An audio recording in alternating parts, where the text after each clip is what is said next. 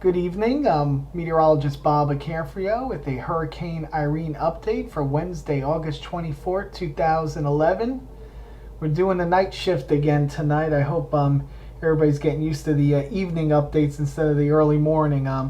We'll have a evening update tomorrow, probably around 6 or 7, and then we'll go back to the mornings on Friday. So, Hurricane Irene, major hurricane, 120 mile per hour winds. This was 8 p.m. Movement northwest at 12. Central pressure as of the 8 p.m. advisory was 954, but hurricane hunters have found 953 right now.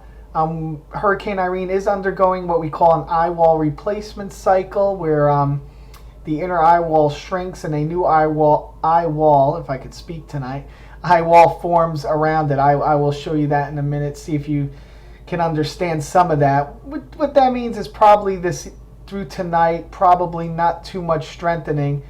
Once the eye wall replacement cycle ends and completes itself, we should see Irene ramping up again, and could see a Category 4 hurricane by later tomorrow.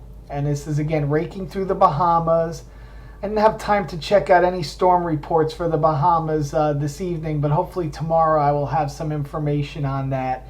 And always, check out the Weather Underground blogs. A lot of great information there on the probably on some of the winds and devastation here through the Bahamas. Official forecast track. This was the 5 p.m. track. They don't switch to tracks at 8 p.m. They will have another track advisory at 11. So if there's any changes here, I don't foresee any changes at the 11 o'clock. I think they did the shift at 5 a little west, especially after we get, it wasn't much of a shift in the 3-day cone here west, but I'm going to put the 5-day cone here on. And there was a little bit of a shift, just a little shift west after North Carolina. What I was telling you yesterday was that the trough that's coming down here isn't going to be one of those that kicks it out to sea like this. We've seen storms come through here and then really start making the right turn. This isn't the case this time. This isn't a real strong trough coming through here. And what may actually happen is Hurricane Irene might get just past North Carolina here and actually start moving straight north more instead of even north-northeast. We've seen that on a few of the models tonight.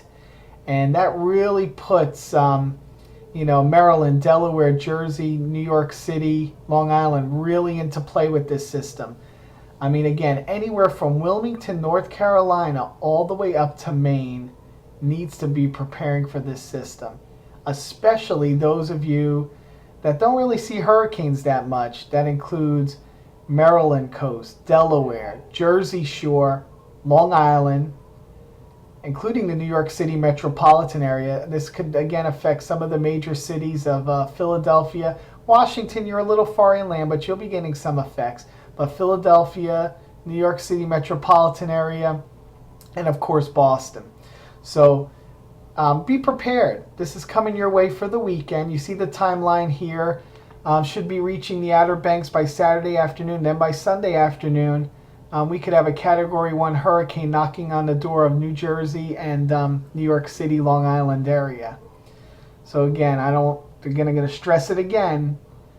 Anywhere from Wilmington to Maine, really be on alert. And again, those areas I showed it right up in here through the Maryland, Delaware, New Jersey, Long Island, Connecticut Shore, Rhode Island, up through Massachusetts, New Hampshire, Maine.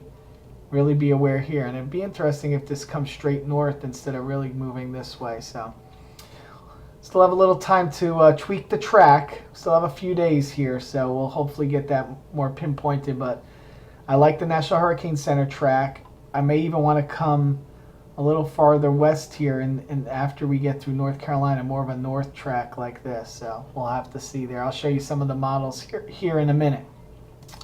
Okay, satellite view, and you almost could see the two. I'll show you a little better view of the concentric eye walls here, but you can see we have that smaller eye wall, and you can see the eye starting to shrink away. And then we're going to have this bigger eye wall right in here. It's going to replace it. You see it right at this last frame here. So when they go through these eye wall replacement cycles, usually pretty much a steady state. They don't get much stronger. They don't really start strengthening much. It's kind of, we're going to be in a steady state probably until this eye wall replacement cycle ends. And then we'll start strengthening it up again. But you can see big blossoms. I mean, this thing is just beautifully organized. Not going to be weakening anytime soon, and will be getting a little stronger. Just putting on the bigger map here across the eastern United States. So here we go. Here is Irene. Had a little upper level low here. And I'm going to show you where... I can't talk tonight. I'll show you where... remember I told you follow the cloud path here. Up ahead of it, this little upper level system here. And this will kind of show you where Irene's probably going to travel. Here's a first trough here coming down. We're actually going to have another one too digging down as well. But they're not these troughs that are digging all the way down to kick this out to sea. If we look at the water vapor loop, here's number one trough. There'll be another one coming down out of Canada. And again, watch this cloud, watch this pattern here. I showed you this is where, if you look out ahead of it, where Irene's probably going to travel. And it's going to be something like this. You don't see this really digging down here and really kicking it out to sea. So it's going to be right up the coast. Probably the worst case scenario for the big cities with this system. Navy trim. This is a few hours old, but I just wanted you to show you when I'm talking about two eye walls. Here's the first one here.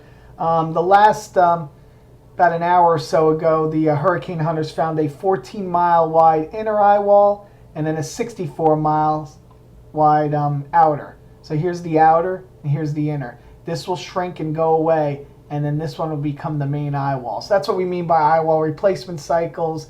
Big terminology for people that don't understand it, and they're hard to predict. They could happen. It's probably going to happen again with Irene in the next 24 hours or so. And when this does happen, like I said, they don't strengthen. Sometimes they weaken a little bit or pretty much stay the same as far as their strength goes. Wind shear, not a factor. We're about 5 to 10 knots now. Probably won't be a factor. We could get a little more westerly shear, of course, as we get past North Carolina, and we will expect Irene to slowly weaken. But what's going to happen is Irene's going to grow bigger in size as it moves farther north, so the wind field's going to expand. That's why the major cities of Washington, Philadelphia, even if you're inland, you're going to get some strong winds with this system. Hopefully by tomorrow I'll kind of pinpoint exact city location and what kind of wind impact and damage impact to expect. I'll try to have that out later tomorrow in my blog. Models. Model fun again, right? We've been watching these models shift kind of for the last 48 hours, had that slow dance to the east. Today they've kind of stopped and made a little slow dance back to the west. Don't really expect to go too far west, but I'm still liking, and I'm going to show you the Euro again. I don't know how many times I got to keep saying this, but the Euro takes it straight up the coast like this. And you saw here's the, I'll show you the GFDL and the HWRF right in here, right through New York City and western Long Island. And here's the UK Met, kind of came a little farther west as well. Don't worry about these band models here. This is for a shallower system. But we might see a little farther west like this. All that would do is maybe spread some tropical storm force winds as far west as like Myrtle Beach. I'm thinking right now tropical storm force winds from Myrtle, if you're in South Carolina, the Myrtle Beach area eastward. Charleston, you should be fine.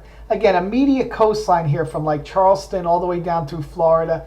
And I mean the immediate coastline. Maybe you might see a gust to around 40 miles an hour. Very possible. Just think of it as a breezy nor'easter that we get in the fall and winter here. Again, rough seas, heavy surf. That's a given. Don't go out in the water. Through this weekend, summertime, it's almost over. Just be careful for rip currents and be a surfer's paradise here across Florida starting tomorrow through the weekend. So I know you surfers will be out here in the waters. This is the Euro. Again, my model of choice with this storm, and you could see right up the gut here, Cape Hatteras, and then right up to New York City, and can be very possible we might see a Category 1 hurricane right through the New York City area is a good possibility. GFS, not much of a shift, slight west shift, but again, I'm just really emphasizing that as you see it go through New England. Let's run this loop again here. It's more of a north with a slight north-northeast, but we're not seeing a big hook out to sea. And that's because these troughs are just not as big. Moving more, here's one.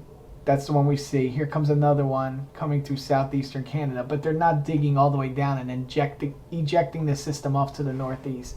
It's just not going to happen. There will be impacts from Long Island all the way up the east coast to New England. UK Met model, we'll go quick here. UK Met again moved a little farther west today. And again, this would spread those tropical storm force winds back through northeastern and, from Myrtle Beach, South Carolina, and would more of an impact across North Carolina. And then again, towards New York City, Long Island. GFDL, here we go. And you saw right towards the end, straight up to the north, right to New York City. And then HWRF, pretty much the same thing as the GFDL, basically. Just a little farther east, but not much. So, see where the models went today.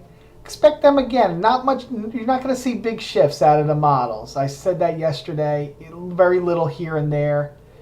Again, I'm going to emphasize it again. From Wilmington, North Carolina, all the way up to Maine.